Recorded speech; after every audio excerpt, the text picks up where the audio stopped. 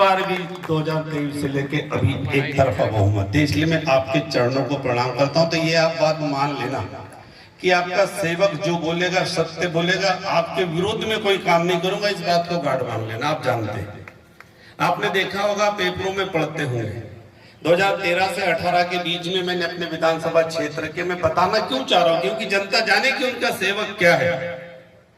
13 बच्चों को अध्ययन करवाया, किसी को 6 लाख रुपए लगे, किसी को बीएससी नर्सिंग कराया, किसी को जनरल नर्सिंग कराया, किसी को बीएड करवाया, किसी को कक्षा 1 से लेके एमकॉम करवाया। ऐसे 13 बच्चों बताने के पीछे कि मैं जनता के दरबार में हूं, तो उनका सेवक क्या कर रहा है ये भी जानकारी देना आवश्यक है।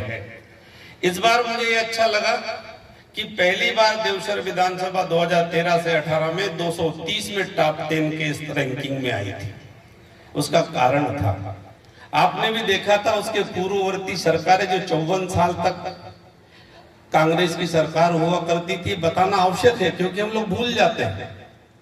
पहले हम लोग गांव में देखा होगा ना, जब वो बिजलियां नहीं हुआ करती थी, लालटेन हुआ करता था, तो शाम को जब पढ़ते थे, रात भर जब लालटेन जलता था, तो सुबह हम लोग के दूसरे दिन शाम को अगर लालटेन को जलाना होता था तो हम लोग राखड़ा लेके साफ किया करते थे। क्यों करते थे? क्योंकि कांच जो होता था वो काला हो जाता था, फिर शाम को साफ कर देते ताकि रात में उसका प्रकाश देख सके। इसलिए इन भगवानों को हमको याद दिलाना पड़ता है कि जब राष्ट्रवादी विचारों की सरकार पे इन देवतुल्य कार्यकर्ताओं ने भरोसा किया, तो राष्ट्रवादी विचारों से पल्लवित और पोषित कार्यकर्ता, जब किसान का पुत्र, आपका भाई, बहनों का मामा, भाई बच्चों का मामा, जब उस जगह पर जाकर बैठता है, गरीब का बेटा, तब राष्ट्र के उस स्थान पे बैठता है, तो जो राष्ट्रवादी विचारों से पल्लवित और पोषित होता है, तो गांव के दर्द को समझता है कि बंदा का दर्द क्या है, उसकी चिंता करता है।